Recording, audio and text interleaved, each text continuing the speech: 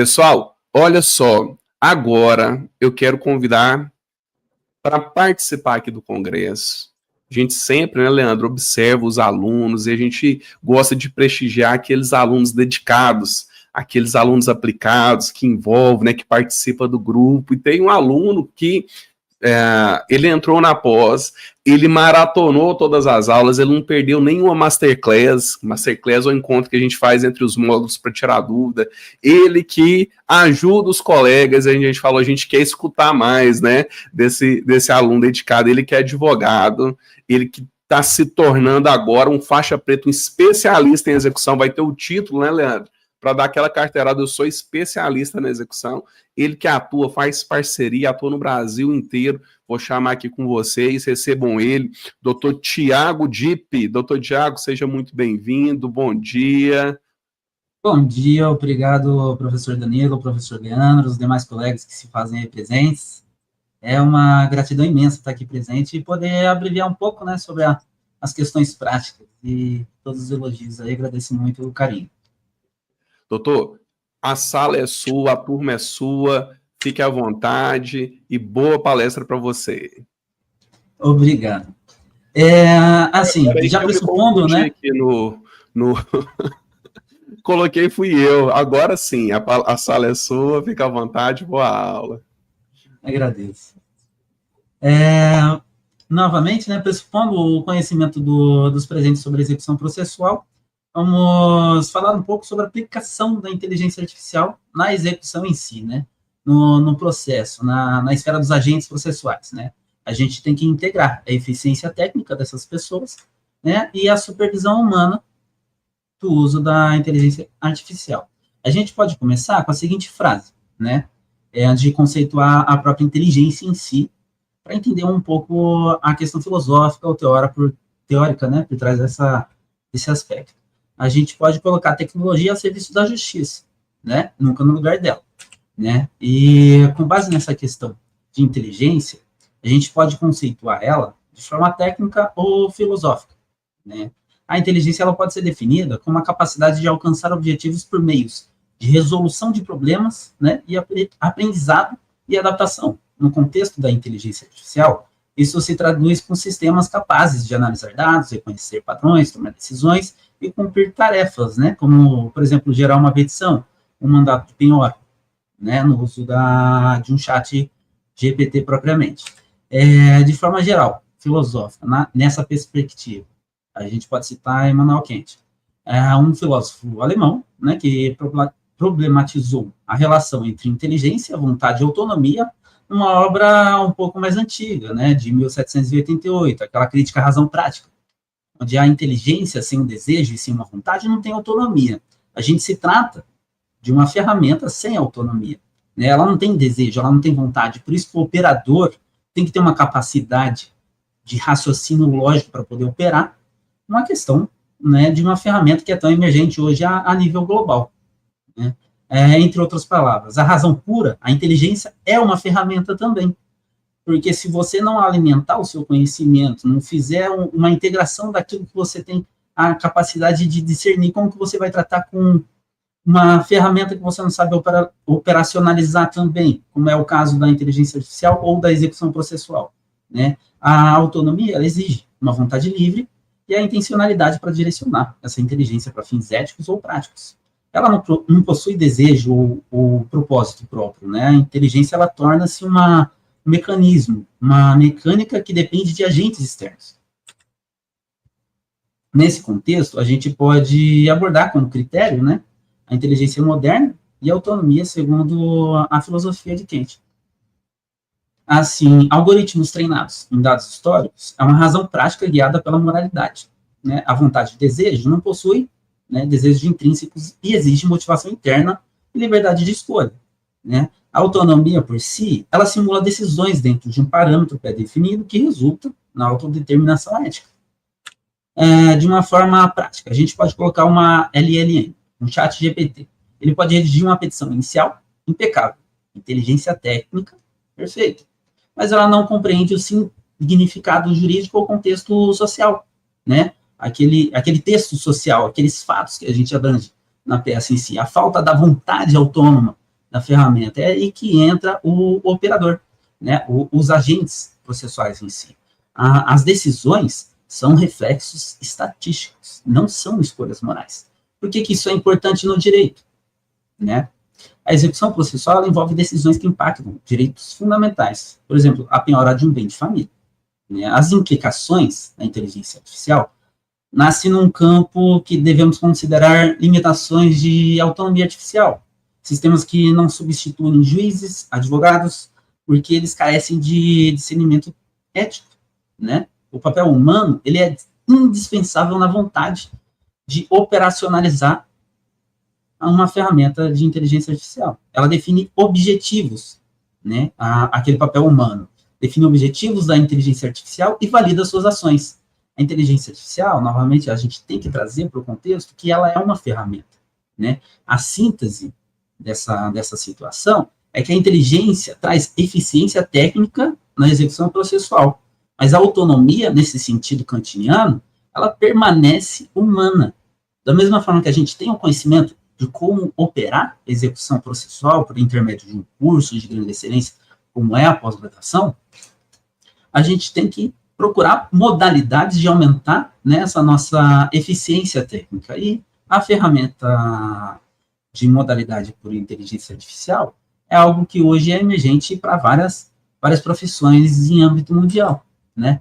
E não se preocupem, isso não vai tomar, de forma alguma, a profissão de nenhum dos agentes processuais hoje existentes, né? Mas agora vamos conversar um pouco sobre a inteligência generativa na prática, né? Há algumas ferramentas especializadas. A gente tem, por exemplo, da Google, o Notebook LM, né? Que ela faz uma análise contextualizada de um PDF. Exemplo, a gente pede a extração de todos os bens declarados num processo X por intermédio de um relatório, de um pedido de uma ferramenta, por exemplo, de MOB, o DOI, o E-Financeiro. E o Mapify também pode ser utilizado para fazer um mapeamento, um visual de relações processuais complexas. Né? A gente utiliza esse recurso como uma imagem, né, interativa para tentar realizar o cumprimento de prazos, estágios de execução e visualizar melhor aquilo que a gente teria que fazer. Uma análise processual que demoraria um dia, 2, a gente, utilizando uma ferramenta de LLM, a gente pode tomar 10 minutos, né? Isso automatiza o seu escritório de uma forma exponencial, né? E ainda em aplicações práticas, né? A gente pode utilizar com triagens inteligentes de processo, né? A gente pode utilizar a ferramenta, como no caso do DeepSeek, para colocar lá 50 processos no contexto de lote e identificar recursos protelatórios repetidos, processos estagnados há mais de 6 meses, por exemplo. São ferramentas de texto, né, que a gente pode integralizar nas situações que a gente operaciona hoje no nosso dia a dia. De forma geral, a automação documental com inteligência artificial, a exemplo da Google IA Studio, a geração automática de um cronograma processual, por exemplo, a gente coloca um prompt configurável, uma base, assim, nos próprios autos, né, a gente anexa lá naquela conversa com o chat, né, e pede a lista de prazos para embargos de execução, a gente calcula uma data limite para uma penhora online, por exemplo, para a interposição de um recurso, né, e assim a gente tem vários desafios éticos e legais na utilização dessas ferramentas. Um viés prático, né, exemplo de um caso real, que muitos podem ter conhecimento, que é aquele caso do advogado e a jurisprudência inexistente. Né? Hoje eu ainda não vislumbrei uma capacidade de estar interagindo com o chat e eu consegui fazer com que ele cite uma jurisprudência através de um raciocínio jurídico direto, para estar fundamentando uma tese, né, para estar utilizando no modelo de uma peça processual. Né? Além de outros impactos que a gente tem, né, com a atenção redobrada da Ordem dos Advogados do Brasil, que já passou a vislumbrar, né, mais atentamente o uso dessas ferramentas tecnológicas, incluindo a inteligência artificial. A gente pode falar até da questão da validação e da interação, né, nesses contextos. Que assim a gente tem que testar resultados e ajustar esses próprios comandos para maior apreciação após receber um resumo automático de embargos que ele joga lá para a gente contextualizar no uso dessa ferramenta em si. A gente pode, por exemplo, verificar se os artigos citados estão atualizados, pedir para o chat, né, a gente refinando esse prompt, inclua links para os dispositivos legais que estão mencionados naquela peça. A gente acessa diretamente por esse link a página do governo, onde já está, né, citado na biblioteca do Legislativo, por exemplo. E algumas, assim, de forma geral, abordando algumas técnicas avançadas de prompt. Antes disso, a gente pode até, né, contextualizar o que seria um chat, o que seria um prompt, o que é uma engenharia de prompt, né, e o que muitos perguntam também, né, o que é uma janela contextual. Muitas pessoas usam o termo do token, ou dos tokens, e não tem conhecimento prático do que seria. O token é a forma, é a capacidade de lembrar, a capacidade de ver daquela ferramenta, é a forma que ela consegue se comunicar e interagir com nós, né. De forma prática, eu vou abordar de forma bem prática e sucinta algumas técnicas avançadas de prompt, né, que tem por base a questão da engenharia de prompt, que é uma técnica também, né, para criar comandos e mensagens eficazes para buscar um resultado, uma melhora possível dentro de um modelo. Eu falo que você nunca deve aceitar a primeira resposta que o chat vai te dar, né, a gente utilizando o GPT como uma forma mais global de utilização no escritório ou na atuação de qualquer agente processual. A gente já vê no âmbito jurídico, tanto os magistrados, servidores e vários escritórios, a gente pode até analisar no PDPJ hoje, a utilização de modelos de linguagem, né, diretamente relacionados à triagem de processos, a ferramentas para tornar mais célere os despachos dessas triagens, enfim. Quanto à questão de um prompt, a gente tem que analisar de uma forma mais sintética, né? Aqueles que não conseguem compreender o que seria um prompt, seria um comando, a forma de se comunicar com essa ferramenta, né? Agora, sobre essas técnicas mais avançadas de prompt, a gente pode falar, por exemplo, com uma técnica de aprendizado com exemplos. A finalidade é uma padronização de respostas com base em um modelo prévio, né? Por isso que eu falo, quando você vai interagir com uma ferramenta de inteligência artificial, você já tem que esperar uma resposta, já tem que entender aquela resposta que ela vai gerar, porque você tem que analisar a resposta com senso crítico. Por isso que a capacidade do operador, não só de mexer, né, nessa ferramenta, de operar essa ferramenta, ela está ligada também à questão da inteligência, né? Como eu disse anteriormente, é a capacidade de buscar os objetivos, né? Enfim, quando a gente fala do few-shot prompt, né, o aprendizado com exemplos, a gente coloca, por exemplo, o processo X, né, um prazo para penhora de 15 dias úteis, e pede para seguir esse modelo para o processo em anexo, viabilizando um contexto, né, uma janela de contexto maior para estar utilizando aquele chat, porque você não pode buscar, por exemplo, um Gemini, colocar lá no chat uma situação pré-pronta como você utiliza o Google, não é assim que funciona, entende? E, além dessa, né, técnica, a gente também pode procurar aquele chain of thought de prompting, né, o raciocínio passo a passo, quando a gente coloca aquela finalidade de transparência de cálculos complexos ou uma análise detalhada de um PDF. A título de exemplo, a gente pede um cálculo de juros moratórios numa execução. A gente coloca a execução em PDF, coloca a data da citação, a taxa Selic vigente, a multa legal aplicável e pede para ele te dar, né, antes de você gerar, por exemplo, o custo no seu processo em si. E a gente já tem, né, uma base de como operar isso. Hoje, a capacidade, ela é um pouco limitada, mas ela é limitada à capacidade do próprio operador também, né, que a gente não compreende a inteligência artificial de uma forma como ela deveria ser compreendida hoje. Enfim, né, a gente pode também trabalhar com role prompt, né, é aquela atribuição de papel, é uma finalidade de contextualizar uma resposta em normas institucionais específicas, né, por exemplo, atue como um assistente do Tribunal de Justiça de São Paulo, especializado em penhora digital e execução processual, e coloca um texto ou um PDF para ele analisar e vai elaborando, né, conforme essa atribuição de papel. A gente pode misturar esses prompts, essas técnicas de prompt, objetivando um melhor resultado, mas nunca aceitando aquele primeiro resultado que vem. Porque da mesma forma que ele tem aquele conhecimento, aquela inteligência, ele não tem o desejo, não tem autonomia, não tem a vontade que o advogado tem. Não tem a vontade que o agente processual em si teria para operacionalizar aquela ferramenta. Assim, uma das ferramentas que eu recomendo também para uso inicial é o Gemini, que está disponível de forma gratuita, né? E um caso prático que você pode utilizar é buscar de forma inteligente editais físicos. Por exemplo, coloca um PDF lá, você tem um edital de uma penhora, de massa pública, e pede para extrair desse edital a descrição dos bens, valor mínimo aceito, a data desse leilão, por exemplo.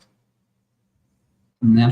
Aí, de uma forma a concluir essa questão, a otimização, né, da utilização dessa ferramenta, na execução processual, através de automação, que são ganhos de eficiência em si, né, a sua aplicação ela deve respeitar 3 pilares críticos: a supervisão humana contínua, né, que é a validação ética e jurídica, a mitigação proativa de vieses, por exemplo, uma auditoria de prompts, de comando, de algorítmica periódica, porque a evolução dessas ferramentas ela está constante. Quem não acompanha, né, a reviravolta que a gente tem hoje no mundo, questões intercontinentais, como o desenvolvimento de novas ferramentas. A gente tem a DeepSeek, a gente tem a Queen, a gente tem o ChatGPT, o Cloud Sonnet, a gente tem várias, né, e a contextualização delas vai de acordo com aquela necessidade do operador. Não utilize só uma ferramenta, utilize várias e busque, né, a informação que todas elas podem te trazer a ganhar eficiência na forma que você vai operacionalizar esse processo. Entende? A linha, né, que a gente tem que seguir também são os alinhamentos às normas emergentes, como é uma questão muito abrupta, né, a inteligência artificial hoje em qualquer ramo, a gente tem, por exemplo, uma norma geral, que seria a LGPD, né, que a gente tem que seguir, né, e a lei geral de proteção, né, de dados. E provavelmente, em um futuro não muito distante, a gente vai ter uma legislação sobre a aplicação da inteligência artificial. E a gente já tem alguns viés, algumas normas e regulamentações atuais, como o Código de Ética e Disciplina da OAB, né, e algumas outras discussões em regulamentos, né, até dos próprios tribunais. Quem não se deparou com um artigo recente no Conjuro do Leme Streck falando sobre a questão de um filósofo que dizia que hoje a formação, né, de operadores do direito, ela é meio que pré-questionada por questões de automação. Hoje o formando ele sai da faculdade e busca um meio mais facilitado de operacionalizar uma questão que deveria ser menos pragmática e mais holística, entende? O conhecimento do operador, não só na questão que ele está trabalhando, na questão que ele está suscitando, que ele está argumentando, ela tem que ser vista também junto à ferramenta que vai te trazer eficiência. Ela não vai te substituir. Por isso que a gente leva aquela questão da inteligência, a questão da filosofia. A filosofia é a ciência de explicar as coisas, né? Mas de forma breve, e até eu posso colocar para os professores depois também a disponibilidade de trazer, né, para os alunos da pós, inclusive, umas questões práticas e a operacionalização prática dessa ferramenta no cotidiano do escritório, né, e alguns exemplos do que hoje acontece. Por exemplo, no STF, a gente teve a inauguração no final do ano de uma inteligência artificial especializada só para fazer a análise de alguns processos, para levar diretamente na confecção até de votos para os ministros. Isso já é operacionalizado em alguns tribunais, mas de forma geral, né, a discussão que a gente tem que abarcar aqui hoje é que a inteligência artificial ela não vai cumprir o papel de um agente processual. Ela é uma ferramenta como qualquer outra, e não adianta você achar que aprendeu um pouco sobre ela e começar a utilizar ela de uma forma generalizada e aplicar ela em um contexto, né? A gente tem que elaborar um framework, colocar um contexto para ela operacionalizar, utilizando as técnicas de prompt, como o exemplo daquelas que eu passei um pouco, né? Mas, em linhas gerais, seria essa minha contribuição, né? Esse o pouco que eu tenho para explanar hoje, certo, professores? E assim a gente pode até encerrar a questão prática sobre a operação, né, dessas ferramentas no processo executivo. Doutor Tiago, muito obrigado pela exposição aí. Eu tenho certeza que deu várias ideias para o pessoal e o convite já está feito, né? Volte lá na pós para mostrar na prática como é que manuseia essas ferramentas. Eu confesso que eu tenho usado bastante aqui no contexto da execução. Vou dar uns exemplos para vocês, assim, de prompt que eu fiz. Eu precisava de analisar um processo muito complexo de execução, e aí eu alimentei ele com um prompt, né, e pedi para ele olhar aqueles dados que eu queria, e ele veio e resumiu, trazendo, assim, as informações que eu queria, por exemplo, quais ferramentas já tinham sido feitas, né, o resultado das ferramentas, e ele fez para mim um dossiê. E aí eu falei, poxa, vou usar mais isso, né. Recentemente eu tive que analisar um CCS que tinha 600 folhas. E aí sabe o que eu fiz? Eu fui lá no material da pós, e eu peguei o PDF da pós, que o material da pós é muito didático, e eu falei assim, ChatGPT, eu quero que você leia esse PDF e me fale o que você entendeu. E ele leu e resumiu para mim. Eu falei assim, agora eu quero que você faça um prompt para análise da resposta do CCS usando essas informações. Então ele pegou a matéria lá da pós, e ele falou para ele o prompt que ele ia utilizar, né? E aí eu fui e falei assim, agora eu vou mandar para você o PDF do CCS e eu quero que você faça uma análise para mim seguindo essas orientações. E aí ele foi, doutor Thiago, ele filtrou só a nata, ele achou sócio de fato, ele achou um grupo econômico, tudo olhando o CCS. Então, para quem não conhece CCS, né, lá na pós a gente detalha cada uma das ferramentas, e o material didático ele é muito completo, que vai ajuda a peticionar, ajuda a interpretar a resposta. Mas na vida tempo é dinheiro, né, doutor? E às vezes o tempo é pouco para analisar uma resposta muito complexa. E aí, meu amigo, eu treinei a IA com conteúdo da pós e ela ficou ninja. Doutor Thiago, é mais ou menos assim mesmo, né? Eu tô indo pro lado certo, tô usando direitinho o microfone. Ixi, o microfone, não escutei nada. Sem dúvidas, né? Porque, assim, quando a gente operaciona uma ferramenta, né, de inteligência artificial, a gente já tem que ter um viés, a gente já tem que esperar uma resposta, já tem que ter aquilo na mente do que vai sair, né? Não adianta você colocar uma informação que é desvirtuada de um contexto e esperar que saia alguma coisa boa, porque lá na frente você vai tomar uma martelada, né, do juiz, do seu supervisor, do seu advogado, né, que configura as questões mais complexas e mais éticas da profissão em si, né? Doutor, é isso aí, doutor. A gente vai aprender junto a usar essas ferramentas aí, né? Eu imagino, assim, que a gente só tá engatinhando, né? A realidade aí vai mudar muito. Ó, agradeço demais a sua exposição aqui e principalmente a sua dedicação que você tem lá, né, com os alunos. É o presidente da sala, pessoal. Ele que responde às dúvidas, então ele está lá, e eu tenho certeza que a primeira turma está encerrando, ele vai ser o primeiro a pegar o certificado, que ele maratonou todas as aulas. Doutor Thiago, então parabéns. Pessoal, gostaram da palestra? Comenta aqui, e eu vou me despedindo do senhor. Olha só, essa pós-graduação em execução, ela foi fruto de uma evolução de um trabalho. Eu comecei, né, quem me conhece lá do perfil Execução Efetiva, comecei lá, o pessoal pediu um curso de execução de ferramentas. Ao longo dos anos eu conheci professores maravilhosos e o projeto estava tão maduro que chegou uma hora eu falei assim, gente, é injusto o aluno cursar toda essa jornada e não ter um título de especialista em execução. E aí o professor Farley, o professor Rafael, né, junto com a Uni Arnaldo, e eles possibilitaram a gente construir isso, uma pós que você vai ter o título de especialista em execução, mas eu não queria uma pós temática, eu queria ela multidisciplinar. Eu queria que o aluno que formasse, ele tivesse capacidade para atuar tanto no civil quanto na trabalhista. Então, para isso, eu precisei de escalar um time de professores de todos os ramos da justiça. Então, vocês vão ver que tem desembargadores da Justiça do Trabalho, tem desembargadores da Justiça Federal, tem advogados, é um público bem amplo.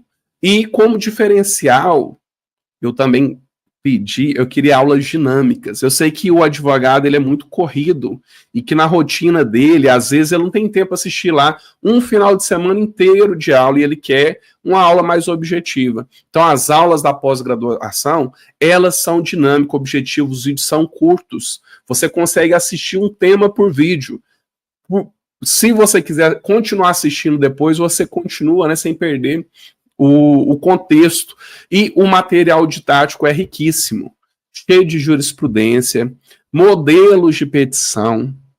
Vem também as telas, as ferramentas de consulta para você conseguir interpretar os resultados nos seus convênios. E o melhor, apesar de ser uma pós online, você assistir de casa, ela tem encontros ao vivo de tira dúvida com o professor. Então, entre cada um dos módulos, a gente faz um aulão masterclass de tira dúvida, onde você vai poder lá interagir com o professor Rafael, com o professor Farley, com o professor Surrell, com o professor Leandro, fazer uma pergunta para ele sobre o conteúdo. Então, isso é incrível. E aí, é uma pós que tem todos os requisitos do MEC, né? Ela é reconhecida pelo MEC, certificado emitido pela Uniarnaldo, uma faculdade muito tradicional em Minas Gerais, carga horária de 360 horas, então quem é servidor, né, ela vale para fins de adicional qualificação, ela está pronta para te qualificar. E para quem que é essa pós? Para fazer uma pós-graduação, você tem que ser bacharel, não necessariamente em direito, mas é bom que você domine o direito, porque lá a gente vai tratar os temas profundamente. Então tem muitos colegas servidores que não são bacharéis, mas têm facilidade. Você vai conseguir aprender muito na pós. Mas, principalmente, você que é advogado e atua no civil e na esfera trabalhista. Você vai sair de lá pronto para atuar, fazer parcerias, resolver os seus processos e dos colegas. A doutora Juliana estava aqui, ela comentou, olha, especialista em execução, que o devedor nunca vai acabar. Então é isso, pessoal. Nós temos na turma 30% de servidores, juízes, então é uma turma bem mista. E o diferencial dela é isso, porque a gente poderia simplesmente trazer uma pessoa para falar para vocês, mas a gente quis trazer todos os olhares da execução. Então, todo mundo que atua na execução, a gente deu cadeira na pós, desde ministro, a juízes, desembargadores, servidores, oficiais de justiça. E aí, a parte de investigação, a gente trouxe membros do Ministério Público, membros de Força Policial e do Ministério da Justiça. Então, é de fato quem investiga, quem lida ali com pesquisa patrimonial. Olha só o time aqui, ó. Se você reconhecer a foto de alguns aqui, desde Sérgio Pinto Martins, Mauro Schiave, professor Salomão, ministro Cláudio Brandão, e aí vai, né? É um time de especialista aqui. E o que é como a gente organizou essa pós? Quem conhece a obra Execução Trabalhista do professor Rafael sabe que, apesar dela chamar trabalhista, ela é uma obra sobre execução. E a gente estruturou após você seguindo o índice desse capítulo, desse livro. Você vai perceber que lá no começo a gente ensina a teoria geral da recuperação de crédito, que é comum tanto para execução civil e trabalhista. Lá você vai aprender com Guilherme Carreira, juiz do TJ. Você vai aprender com Richard, que ele é juiz do trabalho, e quem vai abrir esse módulo é o ministro Cláudio Brandão. Ele vai fazer a aula magna da pós com a gente já em fevereiro. Aí a gente segue falando sobre a penhora, que é a ponto principal da execução, né? Como que a gente penhora, e aí a gente trouxe um oficial de justiça, professor Surrell, ele está com a gente para falar nesse módulo de penhora, professor Farley Ferreira. A gente trata das impenhorabilidades e principalmente a falsa alegação de impenhorabilidade, quando o devedor alega que é bem de família, você tem que desconstituir essa formação. A gente trouxe nada mais, nada menos que o professor Araquém de Assis para tratar de bem de família, trouxemos Guilherme Carreira. Então, vocês vão perceber que é a oportunidade de aprender com os melhores. No modo de responsabilidade patrimonial, nada mais do que Mauro Schiave, Sérgio Pinto Martins e do civil, o professor Marcelo Abelha. Ele que eu acho que é o professor de todos nós aí, né? Quando a gente fala de execução, ele vai estar com a gente no modo de responsabilidade patrimonial. E aí, quando a gente fala de investigação patrimonial, a gente também trouxe os melhores. Para falar do dossiê, professor Leandro, mas também ele conta com o professor Platão Neto, que trata de provas digitais, a professora Andréa Prezes, que é juíza do trabalho, fala muito sobre investigação. Eu venho falar com vocês sobre ferramentas básicas e intermediárias, desde o Cisbajude, Renajude, Quinib, Arisp, Serasa Jude, Infojude, Infoseg, Sniper, PrevJude, CRC Jude, tem tudo lá. Todas as ferramentas você aprende, entende como pedir, aprende como interpretar e como desdobrar aquela informação no seu processo. Professor Vitaltas, ele é delegado de polícia, ele é especialista em criptoativo e ele traz uma aula inédita sobre como você rastrear criptoativo com um delegado. É isso que você vai aprender na pós-graduação. Na pesquisa avançada, volta o professor Marcos Barroso, que vocês já conheceram, professor Gilmar Batista, ele que é um craque da execução, e o pai do Simba, o professor Álvaro Casseb, ele que foi um dos servidores responsáveis por desenvolver a ferramenta Simba. Então você vai aprender o Simba com o pai do Simba. Como é que é o nome do pai do Simba, Leandro? Esqueci, ó. Desconstituindo a blindagem patrimonial. Professor Rafael, que ele vai falar ainda com vocês hoje sobre o Cisbajude, ele vai tocar na questão do sigilo bancário. Ele vai falar para vocês sobre como desconstituir, como reconhecer uma blindagem patrimonial e qual que é o instituto jurídico que você usa para responsabilizar aquela pessoa que está tentando fugir da execução. E aí ele vai contar com o apoio de nada mais, nada menos que o professor Marcelo Abelha. E aí a gente tem um módulo de expropriação de bens. Você aprendeu a localizar, você aprendeu a penhorar, e agora vão vender esse bem, transformar ele em dinheiro. E a gente trouxe juiz estadual aqui do TJ, o doutor Tiago Soares, e a desembargadora, a doutora Ivani Contino, todo mundo conhece ela aqui dos eventos, né? E um módulo prático, pessoal. Você que é advogado, tem dificuldade de peticionar na execução, a doutora Juliana Tchani, ela fez um módulo onde ela apresenta a petição e explica como ele construiu aquela petição, e o melhor, ela deixa esse modelo de presente para você. Então, para quem não conhece a doutora Juliana, ela é uma advogada especializada em execução, atua mais de 10 anos nisso, e ela é sócia dos maiores escritórios lá de São Paulo, né? Eu acho que o do maior escritório de São Paulo, especializada em execução. E ela vai contar, né, que vai trazer o olhar do servidor, da pessoa que minuta na execução, do lado de cá do balcão, o auxílio do professor Richard Jambert. E aí o módulo 13 a gente arremata após com todos os temas que a gente acha relevante e não queria deixar de fora. Então a gente trouxe o professor Marcos Salomão, grande professor Salomão, uma estrela aqui da internet, e ele vai falar sobre o desdobramento da penhora no cartório de registro de imóveis, como que você analisa uma matrícula. É um olhar muito prático, né? A gente trouxe nada mais, nada menos que Vanbier. A gente traz o professor Benru, Radson Rangel, Carlos Begales, Arnaldo Silveira. Sabe o que o professor Arnaldo Silveira vai falar? Recuperação de ativos no exterior. Você não encontra esse assunto em lugar nenhum, você vai aprender com o professor Arnaldo Silveira.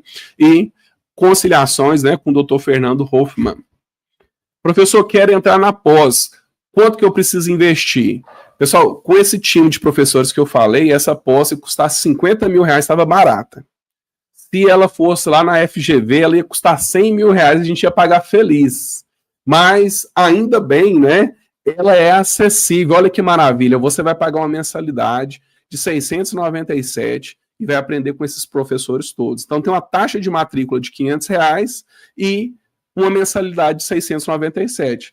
Você que, como eu, fez faculdade privada, pagava 3 vezes mais isso aqui na parcela da faculdade, não aprendeu na prática, na pós você vai aprender na prática e vai pagar muito menos. Mas, professor, você falou que ia ter uma condição especial para quem fizesse a aplicação, né? Olha só, pessoal, que maravilha. Vai ter um desconto de 300 reais na parcela. Ao invés de pagar 697 de mensalidade, você vai pagar 397.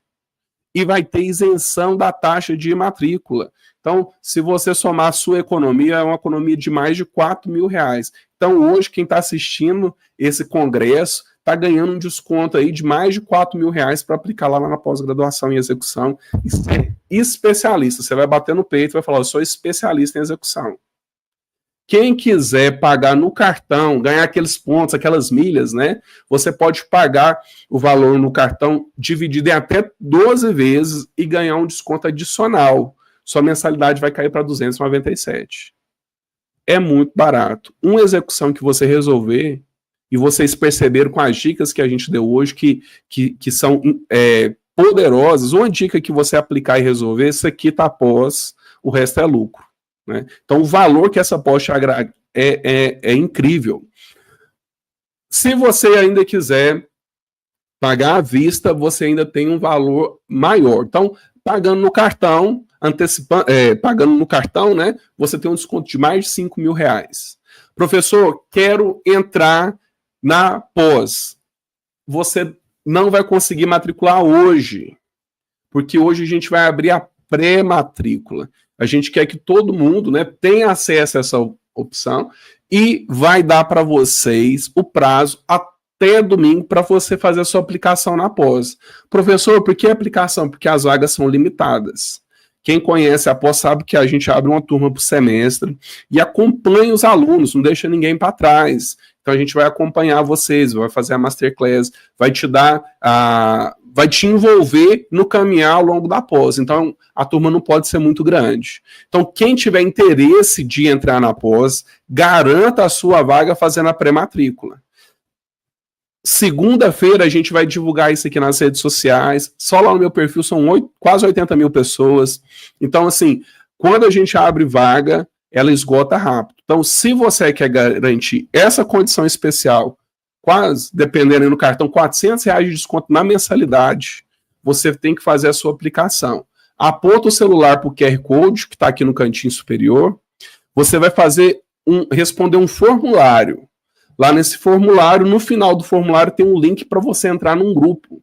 E esse grupo é de pré-matrícula, lá a gente vai liberar o link antes para você. Na segunda-feira, antes vai liberar lá. E, pessoal, o professor Rafael disse que ele vai trazer ainda um presente para quem entrar lá. Eu não sei que presente é esse, ele vai revelar na palestra dele. Então, eu tenho um conselho para você. Se você quer atuar em alto desempenho na execução, seja civil ou trabalhista, chegou sua oportunidade. Você vai atuar com segurança, você vai ter um diferencial aí. E, pessoal, a execução, ela é a chave do processo, né? Se você resolve a execução, você deslancha. E está no ano, cheio de novidade chegando, financeira, nova CNIB, novo Sisbajude. Então, quem se aperfeiçoar em execução esse ano vai ter uma vantagem muito grande. Então, não deixe essa oportunidade passar, beleza?